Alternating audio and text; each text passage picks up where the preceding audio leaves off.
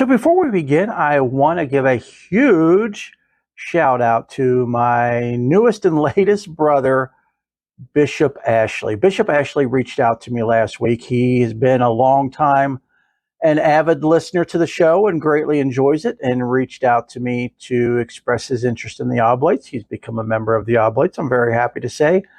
And it's great. It's great to get feedback from you all when you feel able to reach out and let me know. It so helps me with the show and with the direction, knowing that it is reaching you all, it is touching your hearts and your lives, and it is making a difference for you. That means really everything to me. So infinite thanks, blessings, and love to Bishop Ashley for becoming my newest brother. And thank you again for sharing what you did about the show, and also for becoming an oblate. And if you would like to become an oblate, we just recently did a show on that, episode 10 of this season, on the Oblates of Perpetual Light. I'll have information at the end of the show, so stay tuned for that.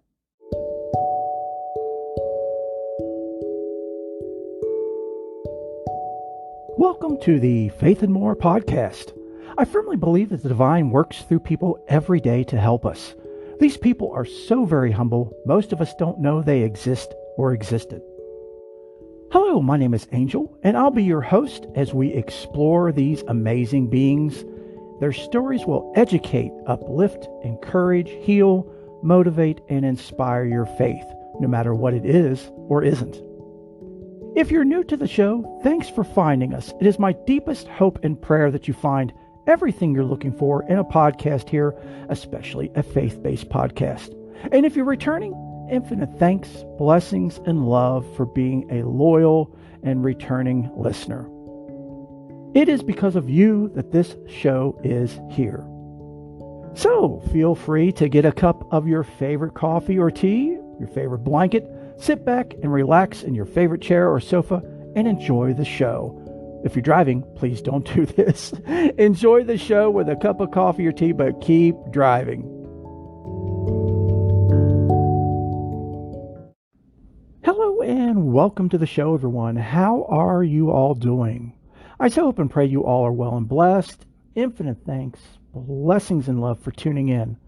Today we're going to be talking about dealing with loss, and I know that it can be a very heavy and sad subject for most people, if not all people, but I'm in hopes and prayers that by the end of this show, that will have changed for you, even if just a little bit. I'm going to be sharing information with you on how to effectively deal with loss and how to see it in a different way. Remember, we did a show not too long ago about, reframing your mind and your life, and that was in this season. It was episode 2 of this season, season 4.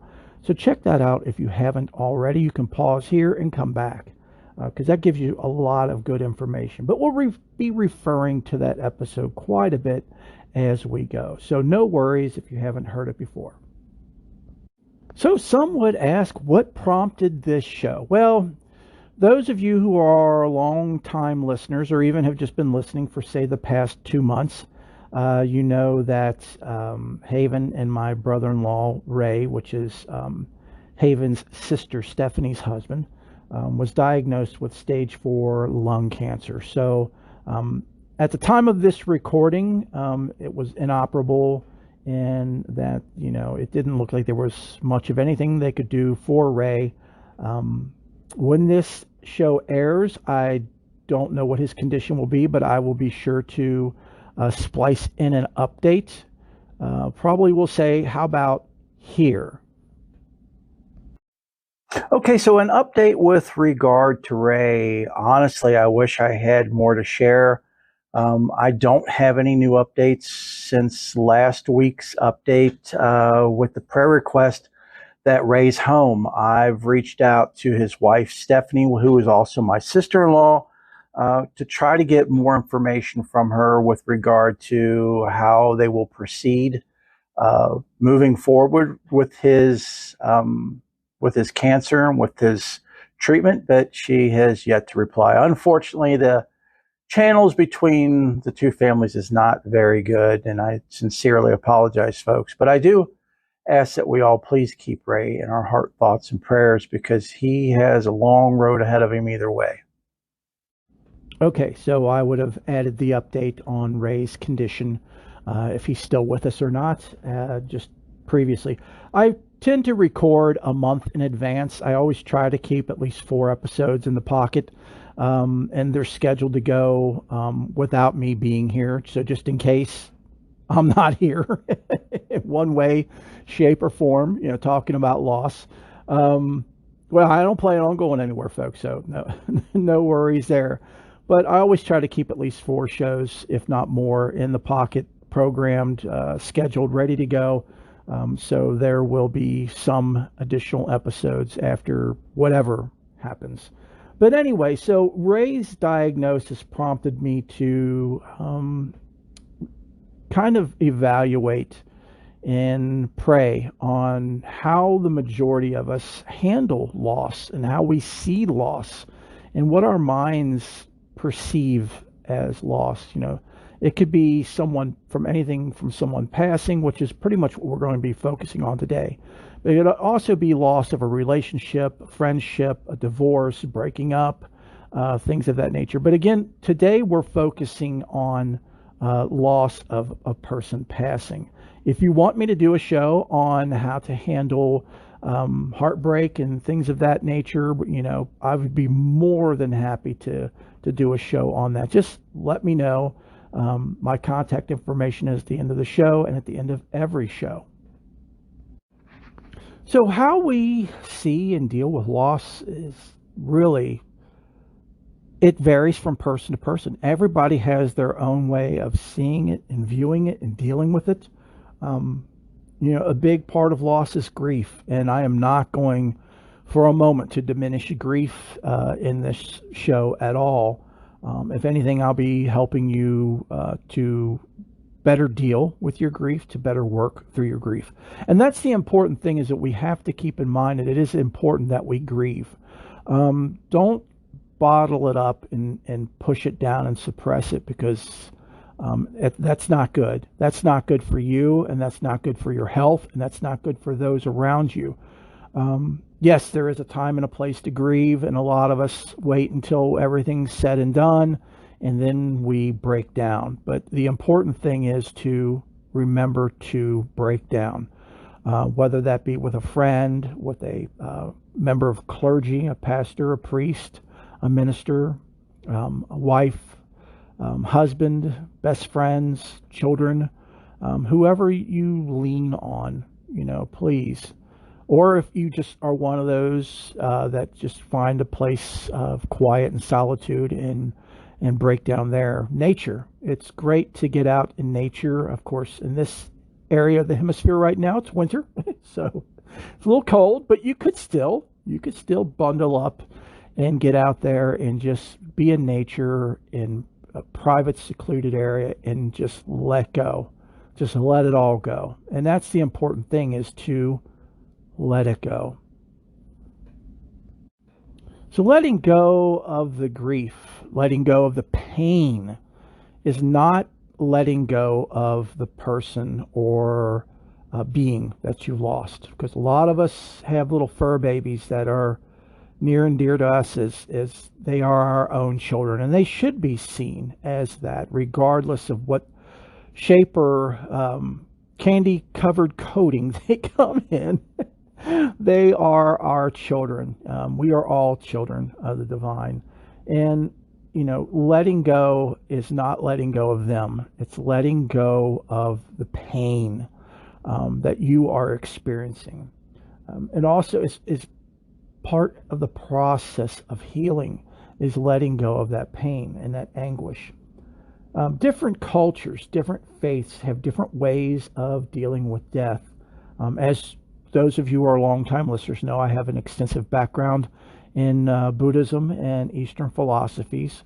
So say, for example, Tibetan Buddhism, and most Buddhists altogether believe that, death is just simply a transition.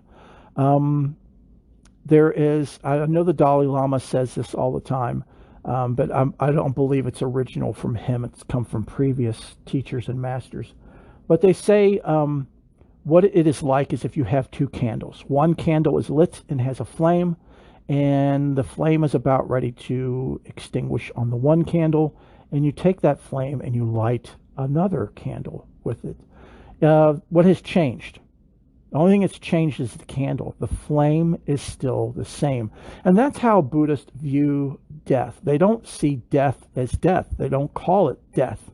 It is just a transition. It's going from one life to another, from one form to another. Now, if you're a Christian, you could view that as you are leaving the body, the human body, the physical body that was born into this lifetime, and your soul is free. It's actually going back to the divine. It's going to heaven, or whatever you believe in.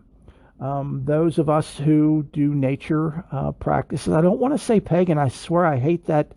I hate that term. And those of you who are listening out there that people reference your faith as pagan, please let me know if that's acceptable or if that's a derogatory term or what you all prefer, because I really, to me, it's a very bad curse word. You know, I don't like saying it, and it leaves a poisonous taste in my mouth every time I do.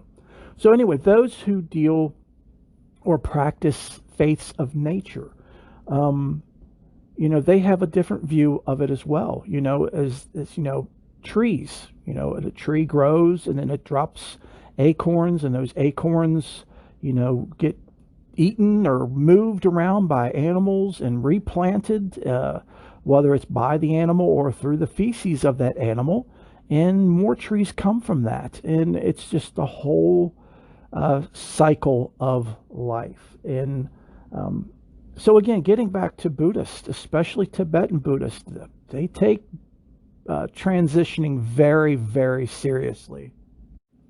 And I know I've mentioned this probably in a previous show, but it goes without saying, it's good to mention again that how extensive Tibetan Buddhists are is that they do practices for any and all people who pass who are Tibetan Buddhist.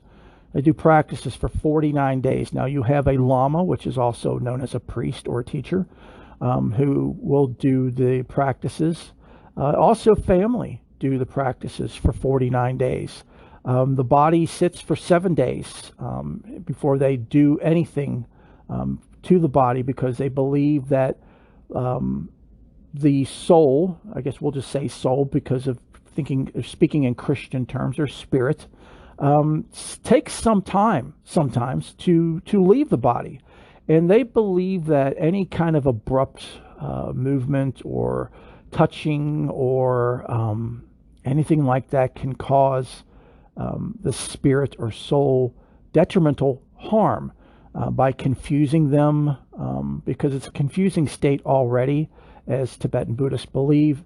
And we'll probably do a show on this. That would probably be a really good idea instead of me just being long-winded on this. But anyway, back to where I was starting, is that they have a very long process of 49 days of practices that they do for a person who is passing. And then, of course, they have a cremation ceremony that they do, or they do what is called sky burial. And sky burial is really, really catching on. It's within the past, I would say, 15, 20 years, it's actually becoming a big thing. And actually in Colorado, there are all kinds of bills that have passed to make it legal for people to do sky burial. So what is sky burial? Sky burial can be two things.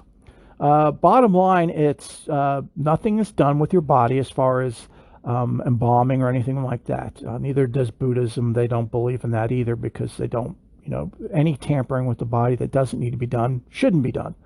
They don't believe in preservatives, especially chemical preservatives and things of that nature. So what they do is they take your body out into the wilderness, and they either, which they're doing in Colorado, is they will leave you on a mountainous area or, in the desert somewhere, and allow the animals to feed from you.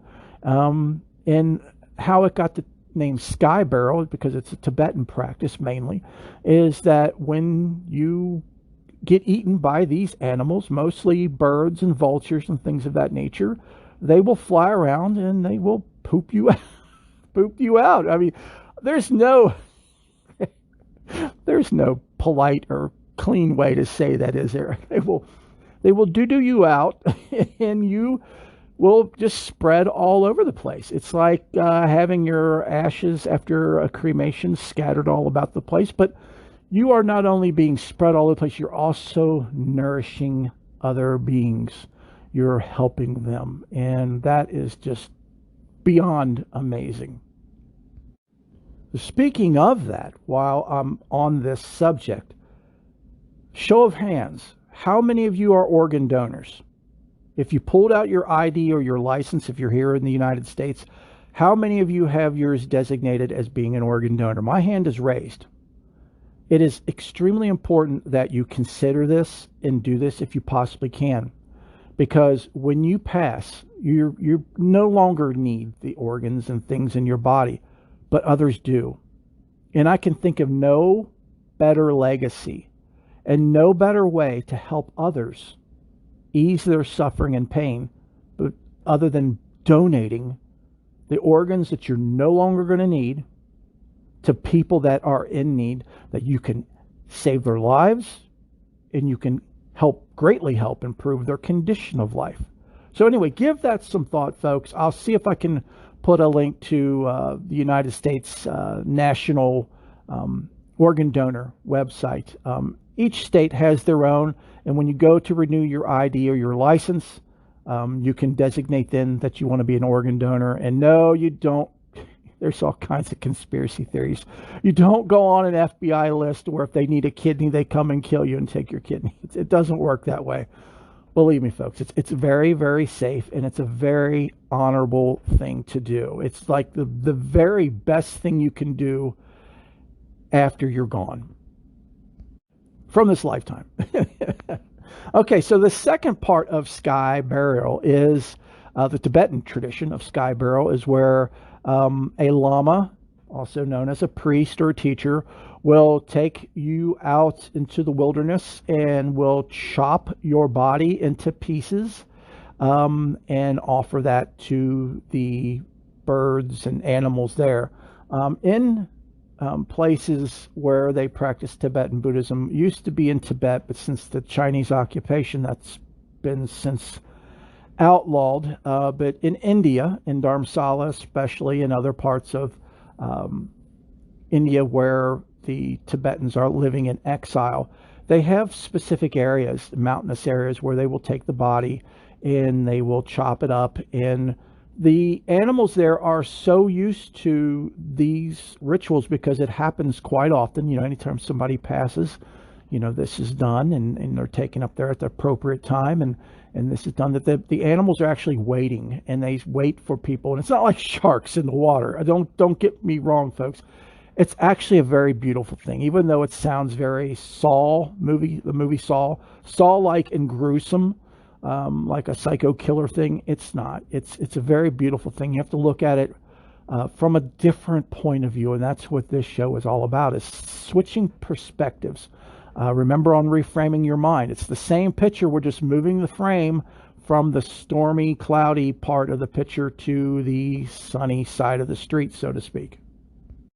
Okay, so that's Buddhist, how they handle. How about the Jewish faith? So it's according to classic Jewish practice, those mourning the death of a parent continue reciting mourner's Kaddish for 11 months, including the first month. So mourners mark the end of Shloshim. If I've said that wrong, our Jewish listeners, I greatly apologize. It's Shloshim, Shloshim, with a special service or ceremony at which the mourner or family members speak about the deceased. So, kind of like a wake, but they do a series of prayers for 11 months after the person passes away, almost immediately as soon as the person passes away, like they said, the first month. Next, we have Hinduism. Hinduism encourages family and mourners to not be excessive in their mourning so that the soul can leave and journey on. This also goes for Buddhists as well, is that they believe that If you're going to grieve openly around the person's physical uh, form after they pass, to take that someplace else, because they believe that by, the spirit or soul can see everything that's going on around it after it passes for a certain time. Of course, and again, as I was saying, there is some confusion about that at first. But if you're crying and you're mourning and you're hanging on and clinging and screaming, it makes the soul or spirit, same thing, just different terminology. It makes the being want to stay and not move on or move forward. So again, the whole there's a time and place for grieving is here. But if you find that you are unconsolable and uncontrollably mourning, it is best. It is said to be. It is best to stay away from the person's physical body or their physical remains, because you don't want to confuse them. And believe me, they can see you even when you're in a private area. So we'll talk about that as we go in the show on, and help people do. I know, as I said, it's important before. I said it's important to grieve. But again, there's a time and a place for that. And we'll get into that more as we go. So Hindus, as well as all other faiths, believe that it's the most important thing is to encourage everyone to remember the person who passed with happy thoughts, as their soul received positive thoughts and views. It will see you all celebrating and remembering the happy times and the joyful times, and it will be better able to move on to its transition, to its next whatever your beliefs are. If you believe in reincarnation, its next life, or you believe that we all go to heaven, or if you're Roman Catholic, you believe in purgatory or whatever. Even purgatory, it's important that you keep people in your prayers and stuff, especially if they're working through things that they did not get right in this lifetime. But again, we'll talk more about that as we go. And Native Americans are mourning. They mourn, they bathe and dress the body in special garments. Mourners bury the deceased far away from the living areas, along with their possessions and their tools used to bury the body. If the deceased died in their hogan, which is a home of tree and bark, family members burn it along with any remaining possessions. So, as we see with Native Americans, and this is something everybody used to do. As a matter of fact, that brings me to Caitlin Doughty. Caitlin has an amazing YouTube channel called Ask a Mortician. I'll have a link to it in the show notes and description. But she's also an amazing author, and she's written several books. But one of the books she wrote was called From Here to Eternity, Traveling the World to Find a Good Death. It's $11.89 on Amazon, and I'll have a link to it in the show notes. And what that is she actually traveled around the world and met with many indigenous people as well as cultured people, and from different societies, to see what their practices are for when someone passes. It's really, really great, and it really gives you a great education and wisdom into how death is perceived by people from all over the world in all walks of life and all cultures.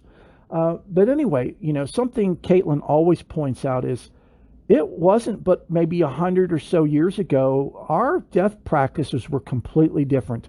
We didn't just, and I've mentioned this in previous shows, we didn't just, cover somebody and whisk them away down a back corridor and down an elevator into a morgue and put them on a slab with a toe tag and then off they go. It was, the body was either at home already or it was taken home, and the family and loved ones bathed the person, clothed the person, spent time with the person, talked with them. Because again, believing that your spirit and soul is still there and can still see and hear and experience what's going on around it, especially with those it's connected to.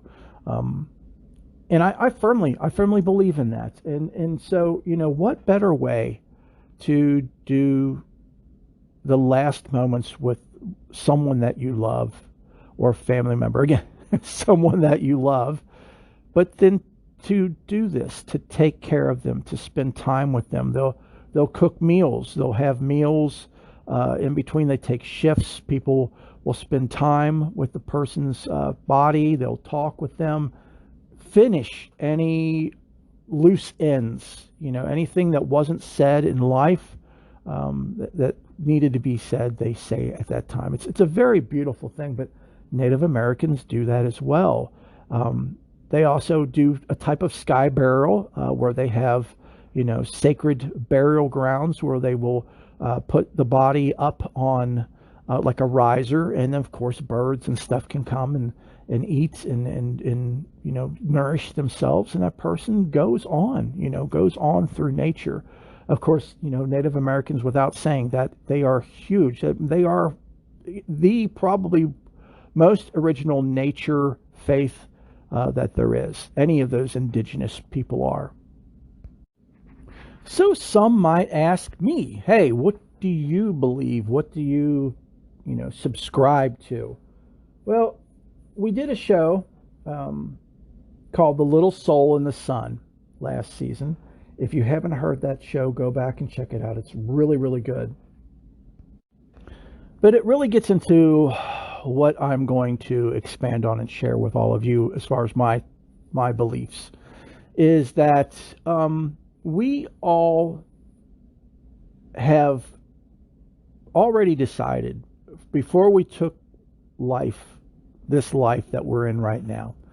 I firmly believe that our souls have decided and planned to do this life the way it is going and the way it plays out, because we want to learn and need to learn certain lessons, and it's lessons that we can't learn in, say, heaven or a heavenly realm, because things are too perfect there. Everything is such bliss and light, but there's always room for improvement for us. And some might say, well, that's what purgatory is for. But purgatory, Roman Catholic purgatory, is different than heaven. It's fire and brimstone. It can be considered hellish at many, many times, if not all the time in purgatory. But anyway, different show altogether there. But my beliefs are that, again, we have these, as souls or spirits, before we take this life, or choose, that's the better word, choose this life. We predetermine how things are going to go. We pre-map it out and plan it out. And we plan out a certain period of time that we're going to be here. So when that time comes, and I should say, some faiths call this a soul contract. Is that something that you create before you take birth or take a life in this, human existence? They call it a soul contract or a spirit contract. And that's not anything satanic or devilish in any way, shape, or form. It's just saying that this is something you've decided to do before you take this form. So when it does come time for your passing, regardless of how you die, it was something that your soul chose before you took birth. Okay, you all with me? Now that should really, really help everyone. And some might say, how in the world is that supposed to help? By knowing that said loved one who passed away tragically, say Ray, Haven and my brother-in-law, Stephanie's husband, if he hasn't passed by the time this show airs, or when he does pass, or when any of us pass, or any of your loved ones pass, or even your fur babies or furless babies, when they pass, if you look at it, again, taking the frame from the dark side to the light side, or I should say from the dark, muddy side to the clear wisdom side, you will understand that this is what the person chose. This is what, Uncle Earl chose. This is what Grandpa chose, what Grandma chose before they came into this life. One of my nearest and dearest and longest friends, other than Haven, was my friend Art, who I grew up with. And I told you all about Art many, many episodes ago and probably seasons ago. But he passed away from a massive heart attack at the age of 35 back in 2005. Now, I firmly believe that he chose that before he came into this lifetime. As tragic as that was for his family and his loved ones, if we look at it again, if we look at it from that perspective and in that frame, that yes, it sucks that the person is no longer physically here with me or with us. However, this is something that was predetermined and pre-chosen by them.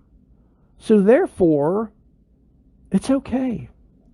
It's okay. It's not as tragic as our minds and our hearts would wrap it around or try to make it into. It's that, oh my gosh, they abandoned me. They left us. They left their family. They're gone. All those negative connotations that go with death and association with death that we've been culturally programmed, and the media has programmed us into believing. Of course, the media wants us to believe that we'll live forever, but however, once we die, they're really good at publicizing and broadcasting that by saying, look, this person died and it was so grotesque and so tragic, and they just blow everything up out of proportion and spin it into something that it is not. It is not death. Most faiths don't believe in that word, death.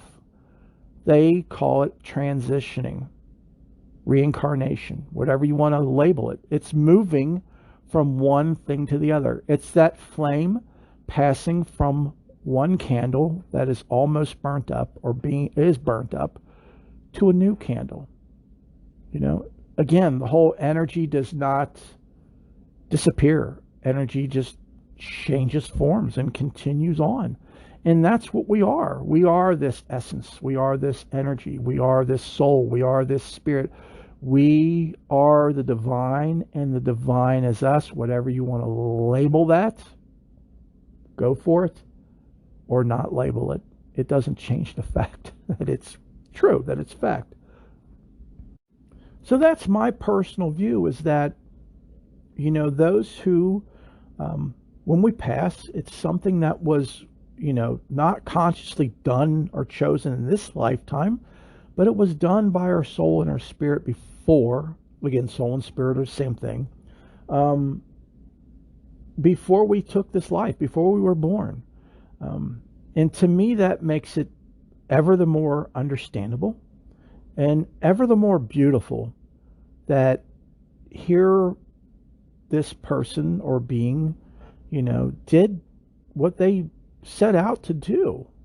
Even if it's a child that passes so quickly, that little soul or spirit only needed to come here and do what it did for a very short period of time, and then it was ready to go back. It was ready to go back to heaven. It was ready to go back to celestial realms. Whatever your faith believes or whatever you personally believe, but again, it leaves us with that gaping hole, and it leaves us with that, we miss that physical person. We miss that being, and we miss that little fufulu pup, that little fuzzball that we love so dearly.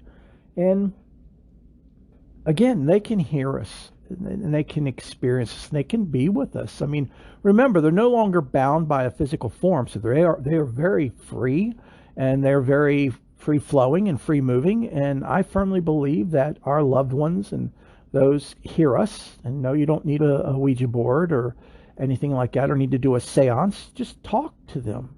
Pray to them. They're great beings to pray to for intercession, for help. We talk about that, especially in this show, with the saints and people who we consider to be saints, is praying to them for their intercession. Why not? You can do that with anybody and everyone. Even for Fufulu Pup. That dog or cat or ferret or bird or whatever it was loved you unconditionally in this lifetime. And, probably did a lot of self-sacrificing things to make sure it did all it could to make you happy. That was what its key thing in life was. That's what that little baby's life purpose was to make you happy, to make you feel secure, to be therapy for you. And so they still can. If anything, they can be that more so now because they're not bound by the physical form. Yeah, I know we should probably do a whole, yeah, I know we've talked about doing a paranormal show, and we will. I'll probably do it, probably, I know it's a bit off, but maybe not really that far off because how time flies. Maybe Halloween, this coming Halloween, we'll do an episode on all that. But anyway, just to expand and share a little bit more about that. That's my personal beliefs. And you're free to believe whatever you want. If you want, feel free to share with me how, and everybody here, what your beliefs are. My contact information is at the end of the show and at the end of every show. We would love to hear from you. I would love to hear from you, and let me know if you want me to share that on the show. We can do a follow-up show, or actually do a book nook addendum to this show. And the next book nook, we can talk about it. If anybody shares what their beliefs are, it can help others. I mean, this is all about people's personal beliefs and sharing with others and educating others. And through that, it helps others. I mean, that's what we're all here for. And that's what this show is all about. So again, circling back around to the grief and mourning and processing, let it out. Let it out. And again, the best way to let it out is to talk with the person that's gone. Uncle Earl, Grandpa, Grandma, whomever, Fufulu Pup Pup. Go to someplace private and just let it out. Talk with them. Pray to them. However you want to do it, you can do it out loud. You can do it in your heart and your head. But just, commune with them and just let it out, get it out, and move forward. They would not want you, and they don't want you to be in an ever emotional state of grieving and pain. That's the last thing any of us want for our loved ones, right? We don't want any of our loved ones to suffer, especially suffering for the rest of their life. Grieving about losing me or you or Fufulu Pup Pup. None of us want that. And in fact, the vast majority of us do everything we can to help our loved ones not be in pain and to not suffer. So could you only imagine being that loved one who has passed and seeing the person still in human form that hasn't caught up with them yet? And yes, they will. You will catch up with them in due time when it's your time. When you have chosen, remember before you took this life, when you've chosen to pass and how to pass. Remember, you're here to learn things, and then once you pass, you will go right with that. I so firmly believe this, that the people in our lives, the people in our little bubble, are people that we've gone round and round and round with for so many lifetimes, infinite lifetimes, for infinite time. Again, I'll refer back to the little soul in the sun story. Remember the little soul that stepped forward to offer to help the other soul that wanted to come back and experience, pain and suffering and forgiveness? Someone had to step forward that would come back in a lifetime and cause them grievous and brutal harm to provoke that type of forgiveness that little soul wanted to learn. And it was that other soul that said, you don't remember me, but we've done this many times. I've been there for you, and you've been there for me. I firmly believe this, folks. I really do. And again, if you haven't heard that show about the little soul in the sun, you can either go back last season and listen to it here, or you can check out Father Mike Cantor's podcast, Logic in the Bible. He also did a show on it as well. It's such an amazing story. And again, I'll have a link to it in the show notes so you guys can go to it and check it out if you just want to read it yourself. So to close things up here, folks, if any of you are suffering and grieving and you just can't get through it, please, please, please reach out to someone for help. If it's causing you to go into depression or having suicidal thoughts, get help. Get help, please. Remember, you chose this life. You chose who you wanted to be in this lifetime and who you wanted to be with in this lifetime. So don't cut that short. Don't mess that up. Allow that to play out as you wanted, as you originally planned. Get the help you need. I'm here for you. You can contact me. You should definitely get help from a licensed doctor that can help you if it's something that where you're thinking about causing physical harm to yourself, or if you're suffering from severe depression. If it's something with questions as far as your faith or how to process through it, I can help you. Any members of clergy can help you. Your priest, your pastor, your minister. If you have a great church, go there. Lean on them. They can help you. That's what they're there for, and that's what they love to do. We love to help each other. We're here for each other. Get a hold of a friend, call a friend, meet with a friend, have coffee, discuss, work through it with someone if you can't work through it yourself. Just a quick announcement before we get to closing prayer request and benediction.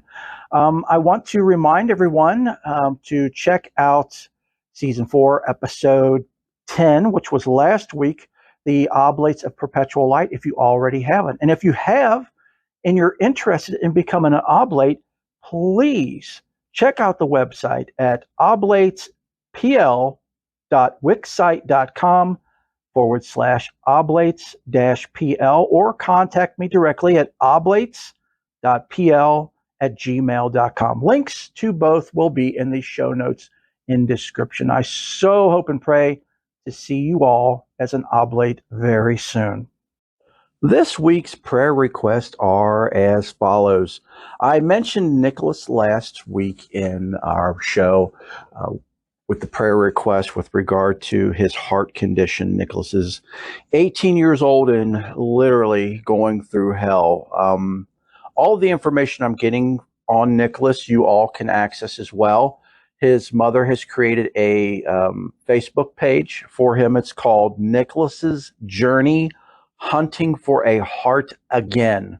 And I will have a link to that. And her name is Gina, Gena Kolber, Kolber, Eric, Eirich, or Erich.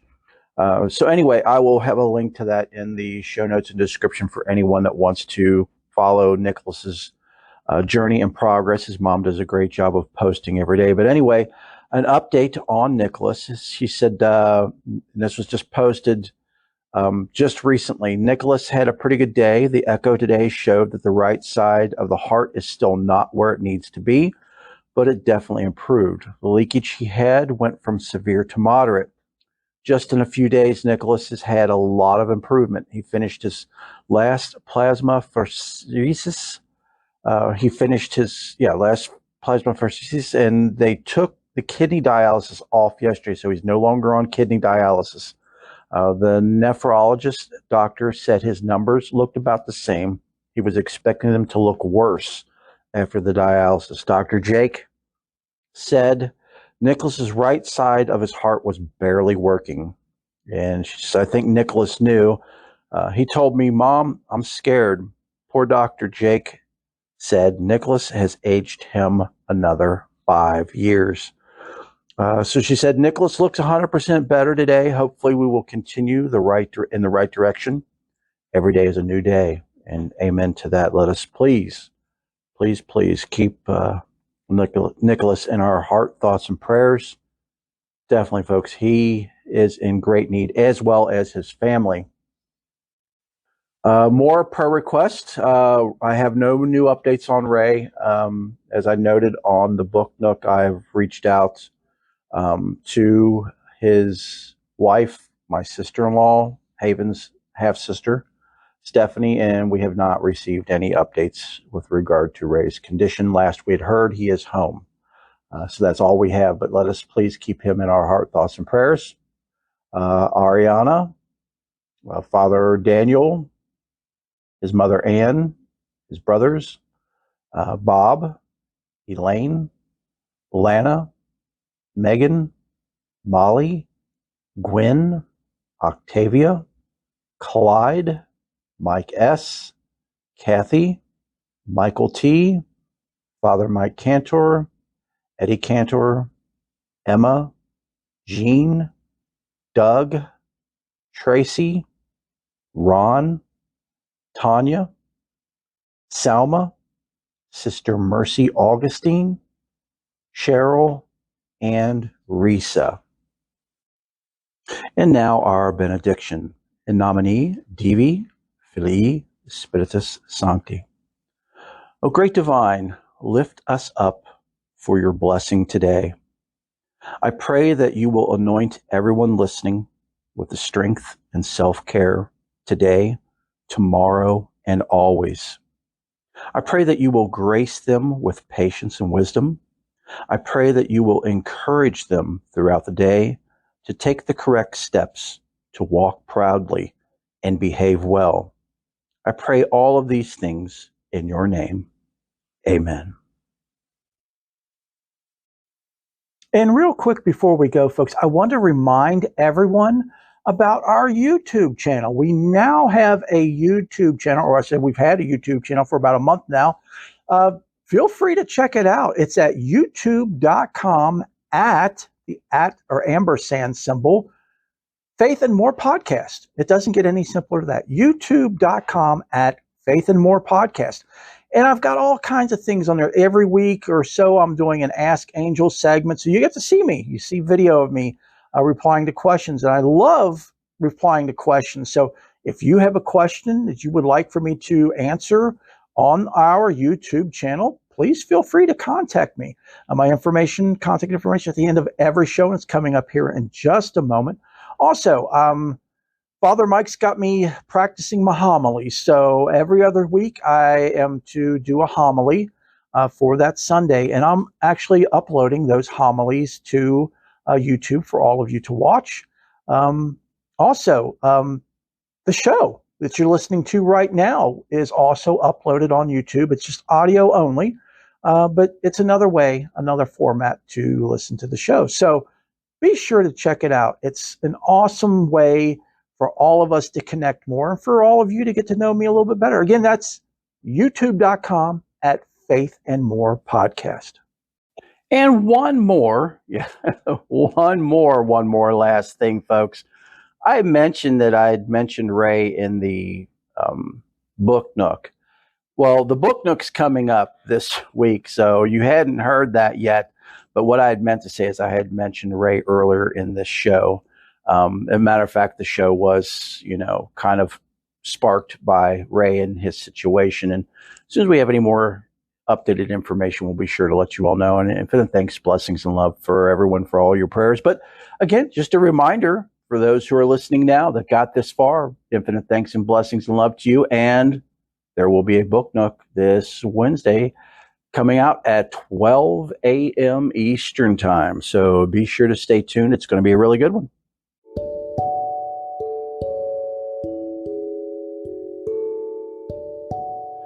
I so hope and pray that you've enjoyed the show and that you've found everything that you've been searching for in a podcast here and more.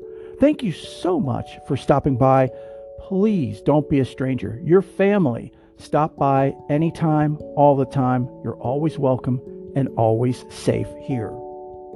We now have an Amazon.com wish list for the show for anyone who would like to make an offering.